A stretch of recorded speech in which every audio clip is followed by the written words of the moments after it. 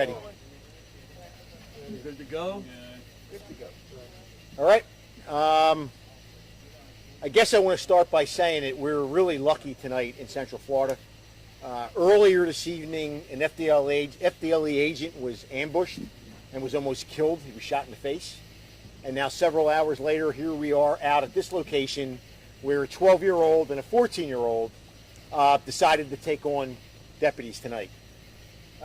This all begins at around 5 o'clock tonight when one of our juvenile homes, which is a complete failure and disgrace to the juvenile justice system in the state of Florida, a place called Fumpsh, a 12-year-old who is a severe diabetic who has to have insulin every 4 hours, runs away.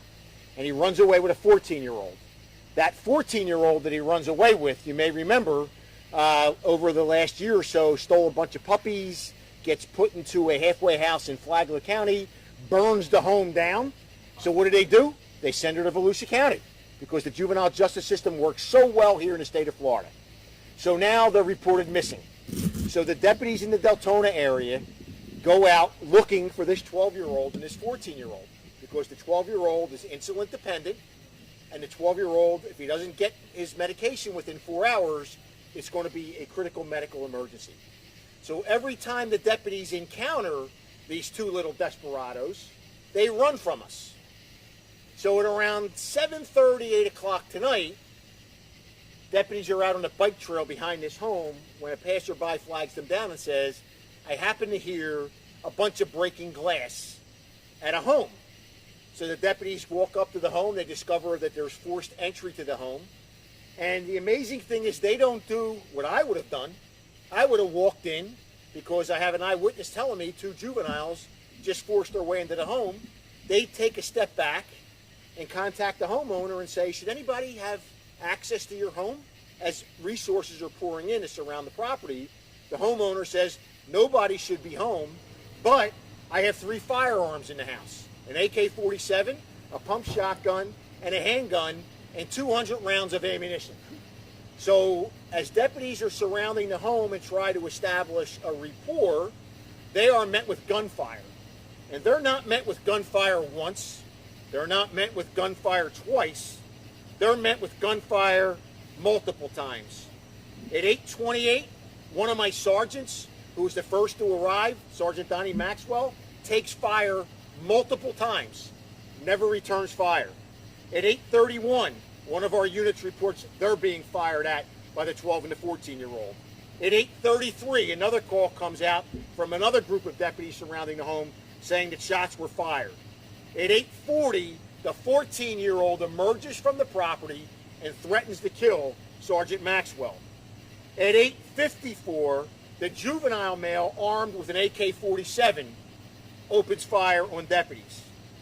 Eventually, after all this goes on and we try to de-escalate, we throw a cell phone into the house to try to talk to them, the 14-year-old comes out of the garage with a pump shotgun, levels it at deputies, and despite warnings to drop it, she walks back into the garage. She comes back a second time, and that's when deputies open fire after taking multiple rounds. After they wound her, they automatically transition to try to save her life. Apply tourniquets, get first aid in here. They confront the 12-year-old who is still armed with the AK-47 in the garage. After about 30 seconds, he decides to drop the firearm. I don't know what to say. Where have we gone wrong that 12-year-old and 14-year-old think it's okay to take on law enforcement? What the hell is the Department of Juvenile Justice doing sending these kids to places that can't handle them? We talk about juvenile justice reform. Deputies did everything they could tonight to de-escalate, and they almost lost their lives to a 12-year-old and a 14-year-old. If it wasn't for their training and their supervision, like I said earlier, I would have walked right into that house. Hey, 2 teenagers, 2 kids broke into a home, I'm going to go in and arrest them. Somebody would have ended up dead. So I don't know what more to say. You know, we'll release the body camera footage tomorrow. The information that I gave you tonight is preliminary. It's based on radio transmissions. It's based on computer dispatch calls. And it's based on the original supervisors that showed up at the scene.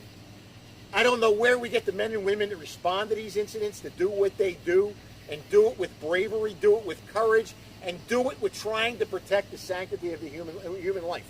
But they took rounds, multiple rounds, before they were left with no other choice but to return fire. And again, a 12-year-old and a 14-year-old. So for all the faith groups out there who want to tell me about civil citations and we don't have violent juveniles, keep something in mind. This Fumps home, several weeks ago, one of their students beat to death one of the counselors. We've been out to this location 289 times in 2020 for various incidents.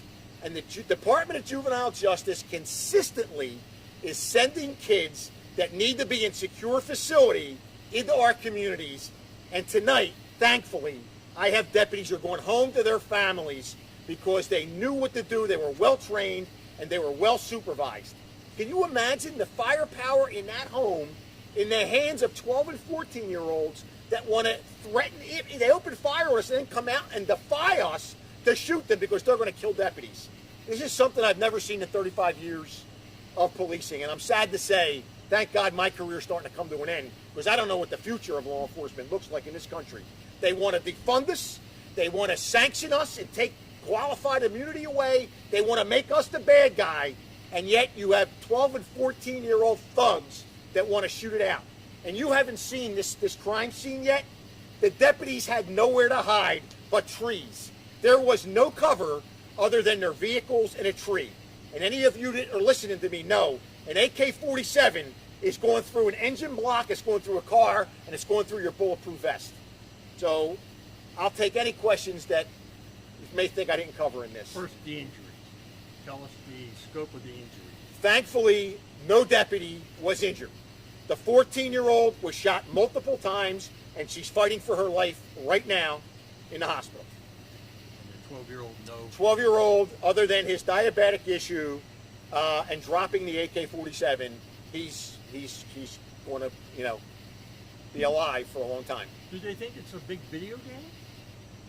Sounds like a video game. I learned this a long time ago, that the sanctity of human life and human life is cheap on the streets. And here's an indication of a 14-year-old and a 12-year-old have it so bad in life that they're going to defy law enforcement and engage them in a gun battle.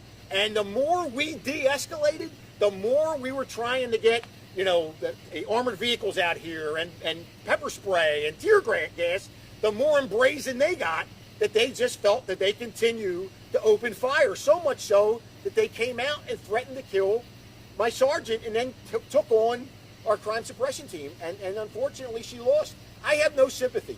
None. And anybody out there that says I'm an asshole, so be it. So be it. Tonight, had any of those deputies entered that property, I'd be going to their home, explaining to their husband or wife why they weren't coming home tonight. Do you know what hospital she's at? I think she's at CFR. Okay. Do you know, I know you said she shot multiple times. Do you know where? She shot twice. Once in the chest, once in the abdomen, and once in the arm. And again, I want to also, this went on for hours. This wasn't a split second, we exchanged gunfire. We were out here from 7:30 till almost 9 o'clock before we returned fire. We took fire that whole time. And when people say, what do you need 2 Bearcats for? There's a reason why I wanted one, because I need one on the east side of the county and one on the west side of the county for incidents like this that occur. So, go ahead. Do you know the nature of their criminal history? I know you mentioned one of them The stole 14-year-old was arrested for stealing dogs, for larceny. She then got teen court and was sentenced to a halfway house in Flagler. She burned that halfway house down on April 10th of 2021. And the Department of Juvenile Justice, what are we going to do with her? They decide to send her to what's called FUMPS, Friends United Methodist Home. Okay? It's not that far from here. That we've been there 289 times last year. That an employee was punched in the face and killed not too long ago. They can't handle. They're not equipped to handle these kids. They send them to these homes, this home here. They walk away and they break into cars. They commit robberies. And tonight they tried to take the lives of 8 of my deputies at least. How about the 12-year-old? Have they committed any crimes? 12-year-old had no other charges. He was sent to that home for whatever. He got in the company of the 14-year-old, and they decided that they were just going to walk off campus tonight. You really need to be exposing the Department of Juvenile Justice. It's a failure, it's a fraud, it's a fake. And when you hear about this restorative justice for juveniles, it's bullshit. It's bullshit. Because when you mollycoddle some kids like this, and they get their hands on more ammunition than some of my deputies had showing up here, it tells you how screwed up the system is. Do these kids know who these people are, or this is Have a no random idea. house? They were out on the bike path and decided this was the home they were going to break into. The homeowner had just left 15 minutes prior, and they got in there. That house, this poor guy, when he comes home with his family, they trashed his house.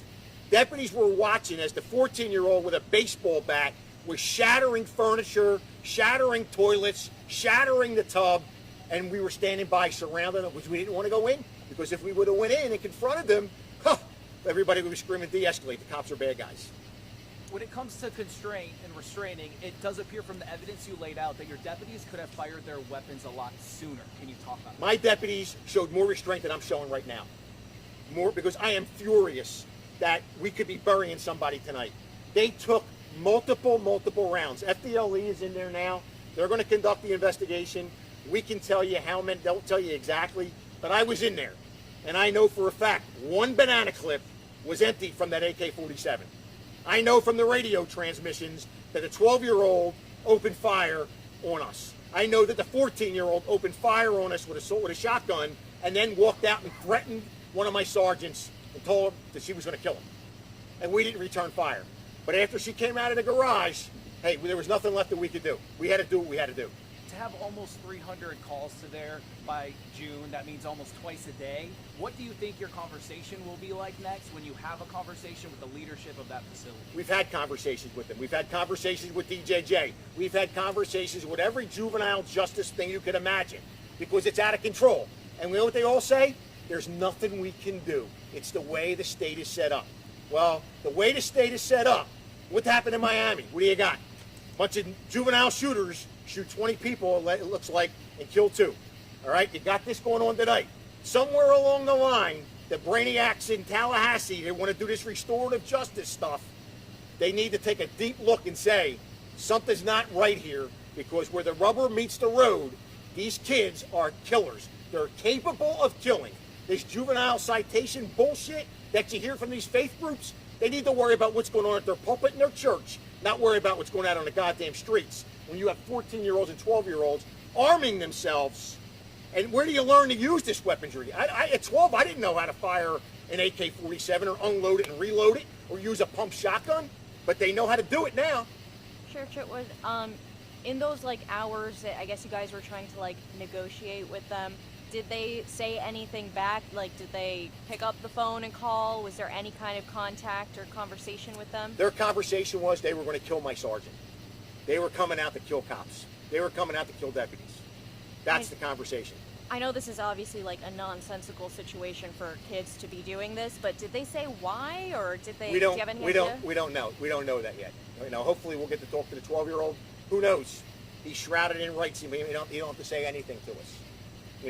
The bottom line is, I could not be prouder of the way my deputies acted. They went above and beyond for what they did. And also, I know tonight I'll drop down on my hands and knees and pray that I'm not going to somebody's home, one of my deputies' homes, and telling them that they were killed in the line of duty and killed by a 12-year-old and a 14-year-old. This is unbelievable. When we released the audio of this wasn't a shootout in one area of the house. They were traversing the length of that house and opening fire on deputies from different angles. This wasn't like they were stuck in one area. They were out on the pool deck. They shot through the bedroom window. They shot from the garage door. This is like Bonnie and Clyde, a 12-year-old, 12 and 14 years of age. I was about to say that. Do you think with this body camera video, people will see, when they see firsthand, they see this 14-year-old, a caliber of violence that maybe people think is hard to comprehend for that age at this point tonight? No, and I'll tell you why. Because I think we're at a stage in society where people don't believe what their eyes tell them. People don't believe what their eyes tell them. You'll have people out there that'll think little Johnny, if he got his head patted on a little more, this wouldn't happen. Or if Janie, somebody hugged her and kissed her, this wouldn't have happened. They don't want to understand there's evil in the world. And I can't explain why a 12 or 14-year-old are evil. All I know is I know every single man and woman that was out here tonight, and I know of their families, and I know what kind of individuals they are, and they risked their lives to try to do everything they could to have them peaceably surrender, including stepping out in the gunfire to throw in cell phones and negotiate with them. They put their own lives on the line not to have it end up the way it did. And I can't imagine what's going through their faces or their hearts tonight if they had to shoot a 14-year-old. I could look at the supervisors' faces and I know how uncomfortable it is, but I try to reinforce the fact that you have a duty and obligation to go home to your family. You didn't create this mess. We have to work in it. Mike, where do we go over here with charges? You know, he's 12, so whatever you charge him with, he ain't gonna stick for a long time. She's 14, she's fighting for her life. You know, we'll see what happens there. Nobody wants to see a 14-year-old die, and I'm certainly not espousing that. You know, I hope that she pulls through, and we'll worry about that at another point in time. My number one concern is for my deputies, their physical and their mental well-being. This was not an easy call. I listened to this from the whole ride over from my house when it first started, and you could hear it in their voices. They tried to do everything humanly possible to end this peaceably. But you know what? You can't end it peaceably if the people that are armed shooting at you don't want it to end peaceably. And where you can get so much hate in your soul, I don't know. I don't know where we're headed. Sure. What do you tell the legislature? Wake up. Wake up. Maybe you need to get out of Tallahassee and come out and start riding with law enforcement a little bit more. Instead of going up there and going out for cocktails at night, my challenge is come out and start riding with the deputies. Come out and start seeing what's going on with your juvenile rehabilitative program. One of the things they love to tell you is, oh, we cut down 50% secure custody. We don't have these kids in secure custody. You know why? Because you're sending them to an incompetent group at FUMPS that allows them to just walk all over the county and do what they want to do. And tonight, we see it again. There was no up in arms about the guy that was killed out there. None. Nobody said, oh, the guy was killed. Oh, you know, maybe he shouldn't have did this. Now, we're opening fire on deputies. What are you going to do here? We can only do so much. Sheriff Chitwood, where are these kids' parents? Do you know? They're in foster care. Okay. You know, that's the other thing. You can't raise your kids. Well, you don't want me raising them because you're not going to like the way it turns out. Got nothing else. Doing good. All right? I think we're good. Awesome. Thank you, guys Mike. and girls. Thank you.